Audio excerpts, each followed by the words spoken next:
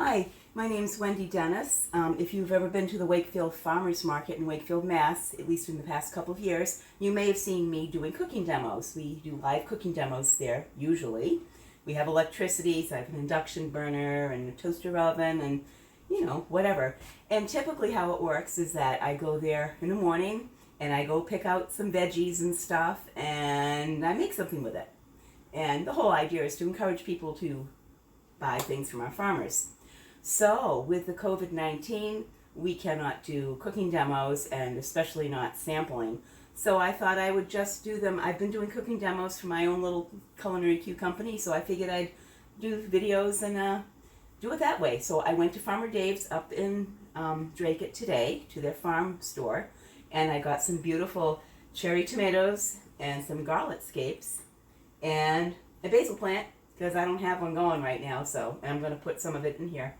And I wish I still had some dried pasta from Dino's Pasta. They make the best pasta. I don't, but I'm using some farfalle, so that will work.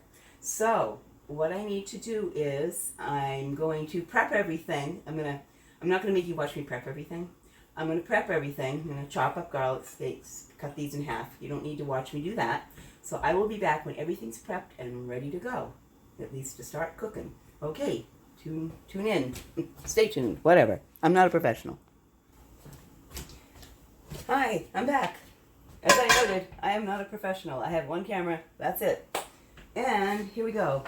So I already got the pasta water going. It's kosher salt. I don't need kosher salt for it's just sea salt. I forgot to put some salt in. And it's not that much. Only 6 ounces of pasta, so I don't need that much water. So I have the water going, so eventually I'll do the pasta to add in with all of this. Okay, whatever, here we go. This pan is on.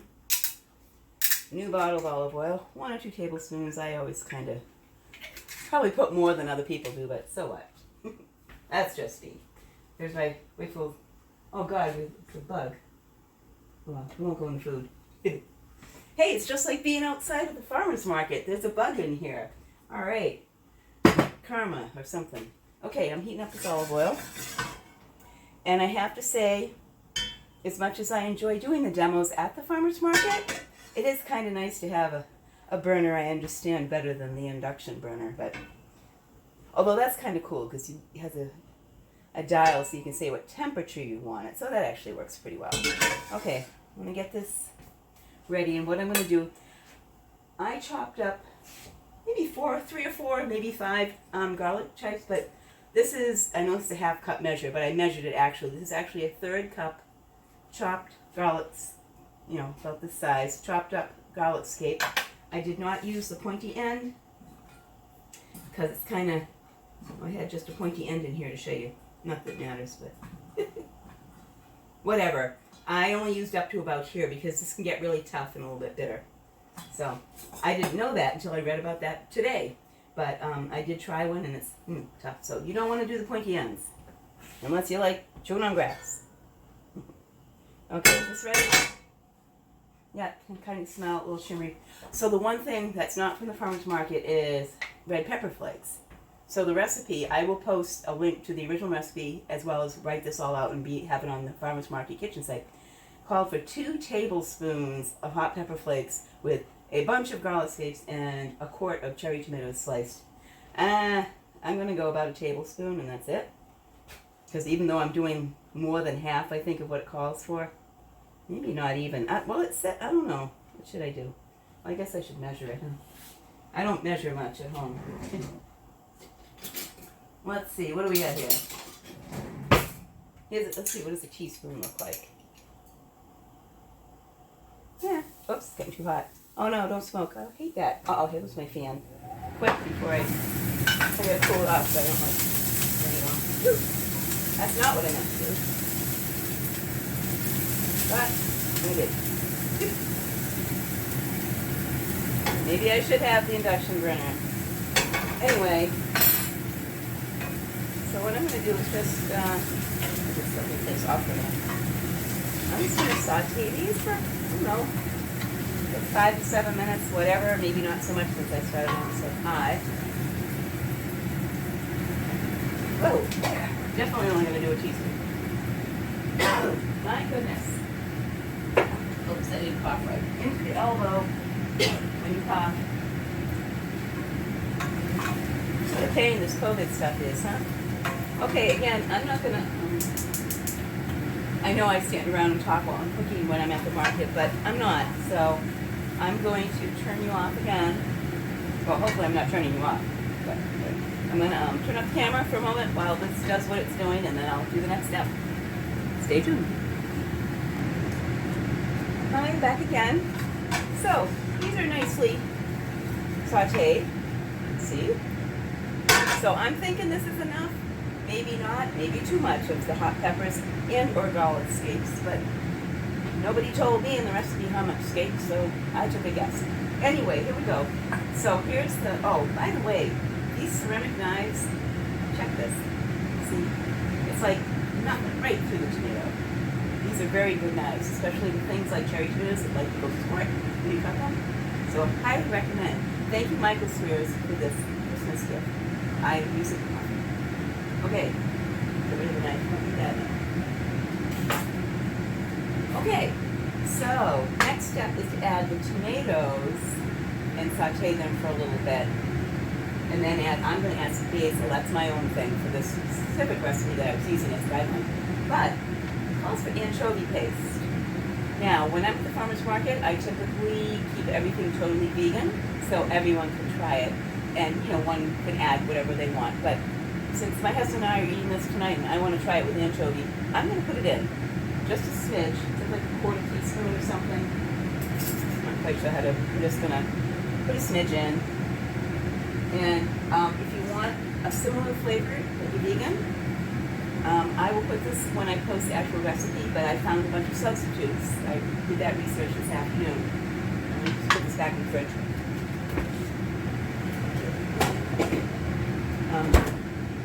Things like miso or nutritional. Actually, have some nutritional yeast along with maybe some miso or I would say miso and Washington paste, vegan Worcestershire sauce, stuff like that. Or it would probably be fine without it. I guess I should have just done it without it, but oh well. You can try it without it at home. I'm sure it'd be fine. I just figured I'd do that. Tomatoes. I'm going to stick these in just to saute them for a couple of minutes. I can chat with you while that's going on. And then just to simmer them. It doesn't say to cover. I don't know if I'll cover or not. Now I've seen other recipes using cherry tomatoes for a sauce, and some people say just put them in whole, don't touch them, they'll burst, and then mush them down, whatever. Some people say to pull some out to keep, and then use a blender or immersion blender or whatever to make it more saucy. But I think I'm just going to cook them down.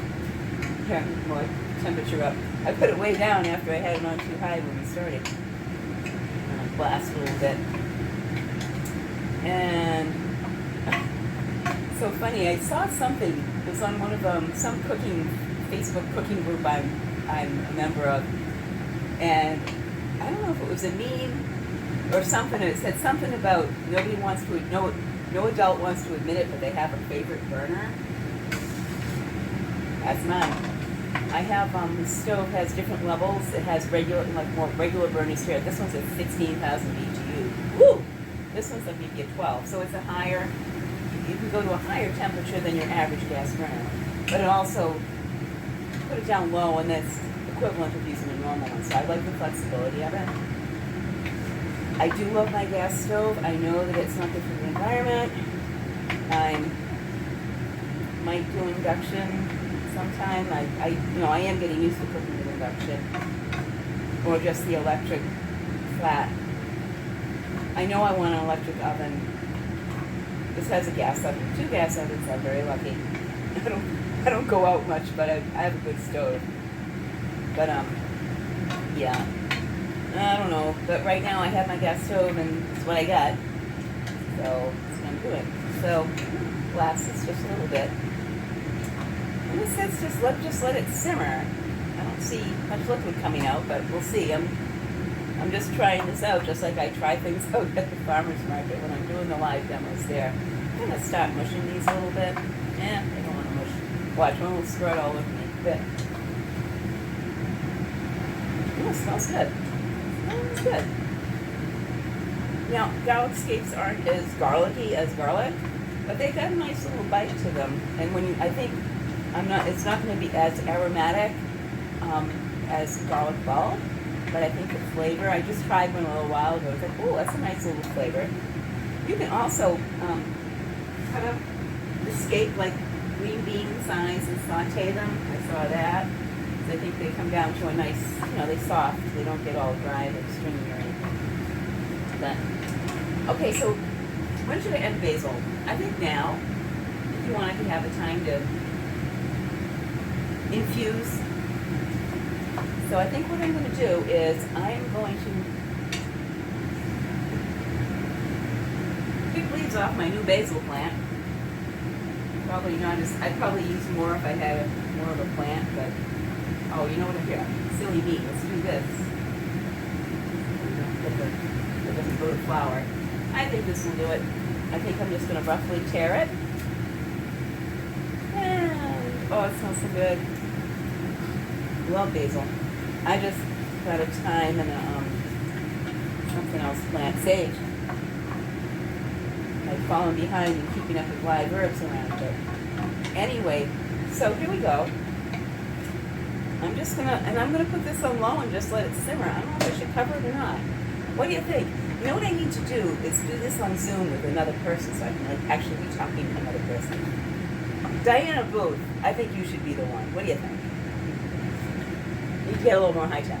But anyway, it's so fun to be doing a demo for my farmer's market. I'm not the manager anymore, but it's, and I didn't start it, but I kind of feel like it's my baby. So I'm really happy to still be involved and so excited that Anne-Marie Gallatin is doing an amazing job. She did a great job managing last year, and this year with all the COVID things, oh my goodness, she's like learned a whole new thing.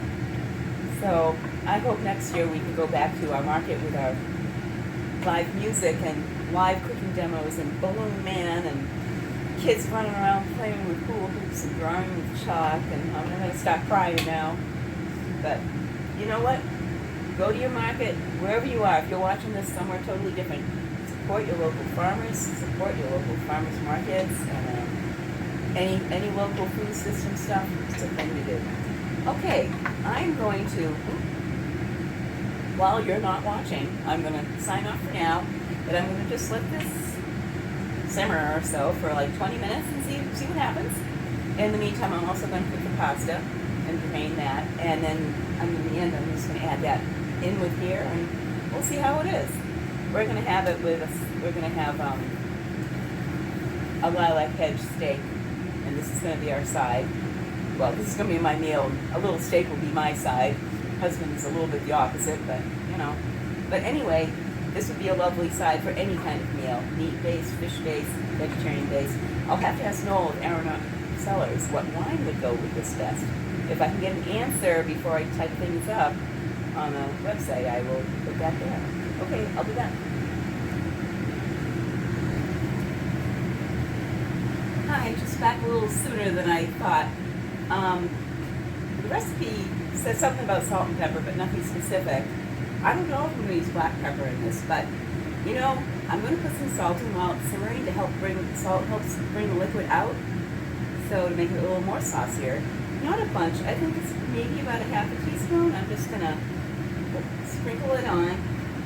That's how I do it. How much was that? And maybe like a third of a teaspoon, probably. Stir it up a little bit. And here's what it looks like about partway through. See, it's getting a little saucy, as they say. And I'm smushing down the tomatoes a little bit. Sure doesn't want to smush, but okay. So scrape around from the edges. Okay. Okay, that's some more time. By the way, this is a really handy tool. OXO. It's a timer, and you can time 3 things at a time. I love it. I love it. I love it. So I have the timer on for the, it's down to 13 more minutes on the tomatoes. Got 4 minutes left to go in the pasta. Give that a little stir. And yeah, it just makes it easier. So I'm going to drain the pasta, throw it back in the pot, because at the end I'll add it in and we'll warm it up that way. It probably won't get that cold, but anyway. Okay, I'm going to make you not have to listen to me for ages and ages, and I will be back when I'm ready to do more. Okay, I'm back. I have since turned this off. This is, I wouldn't say it's that saucy. Let's see. Remember, I've never made this before. But it's, well, let's see what happens when we add the pasta, shall we? Okay, that's already been cooked. Get rid of this.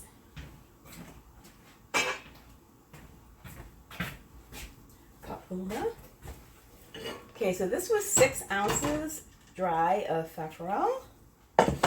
Oops, let's see if that here, I'm going to get rid of this too.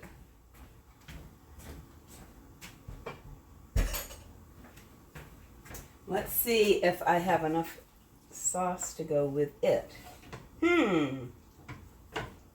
Well, I don't know. We'll see.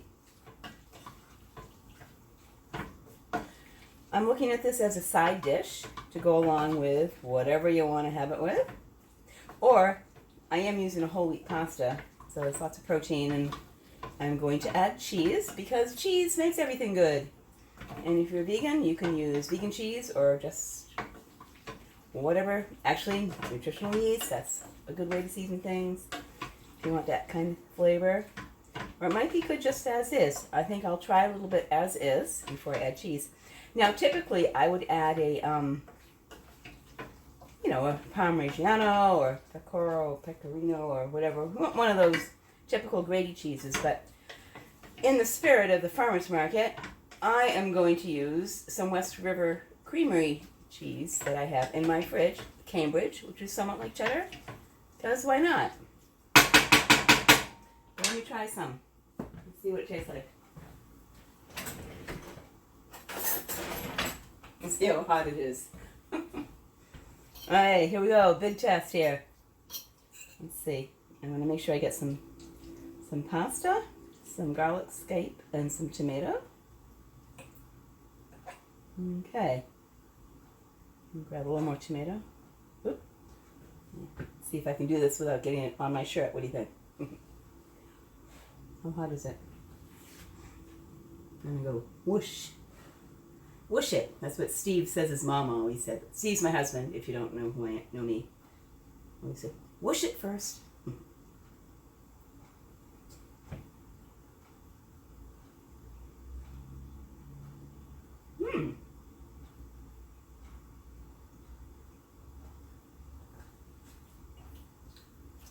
It's spicy.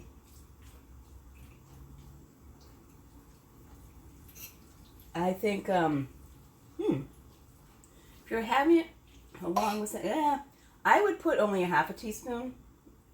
If I'm going to make this again, probably only a half a teaspoon. I put a teaspoon of those, where are they? I put them away, those red pepper flakes. I personally, for the amounts in this recipe, when I write it up, I'm going to say a half a teaspoon, unless you think, I mean, it's not terrible. It's not like, oh my God, I need, ice cubes in my mouth. But for me, a little strong. But it's got a nice flavor. The tomatoes are lovely. Oh, and I forgot, the cherry tomatoes and the garlic scapes are from Farmer Dave's. I went up to their farm up in Drake today and got them. And they will have plenty of both at the farmer's market in Wakefield this Saturday. So that's why I did a cherry tomato and garlic scape thing. Next week there's going to be like squashes and all kinds of other stuff.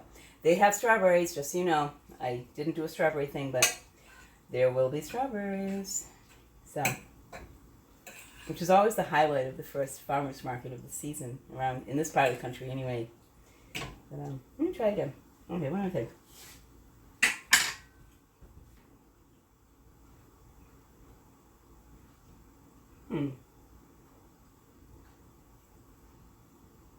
I think cheese, well, it's good.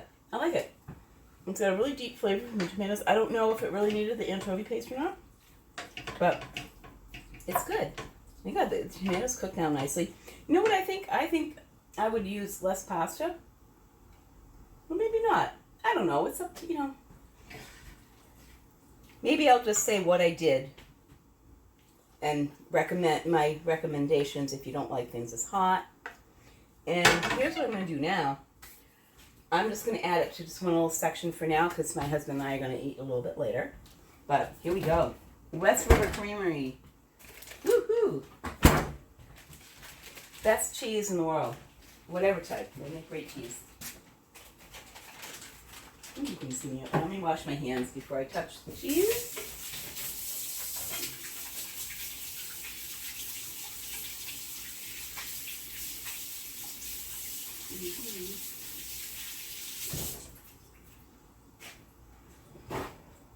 Steve and I are together here, so I don't have to worry about giving him COVID, but, well, actually if I go out shopping or something, but hopefully I won't. But I'm just washing my hands for general principle before I touch food that won't be cooked. I know I should be wearing, if I were doing this for people, like if I had company, I'd be wearing gloves before I do this.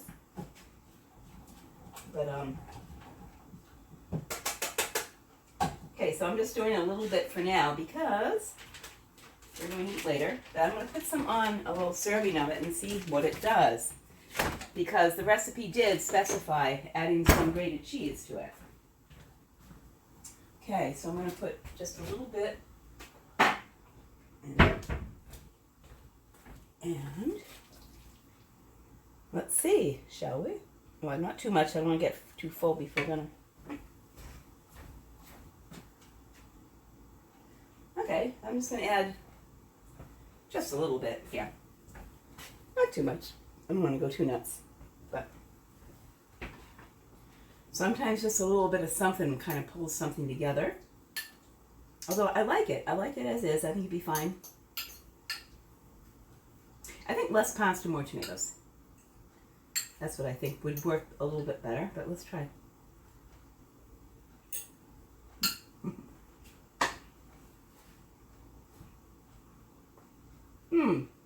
Yeah. Excuse me, talking with my mouth full. Don't look, Mom. That and pinging the elbows off the table. You didn't talk with your mouth full at our house, and you didn't put your elbows on the table. Okay.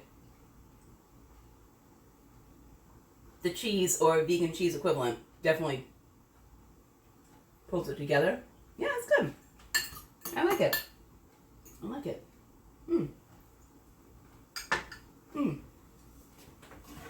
And, oh yeah, cheese definitely. But I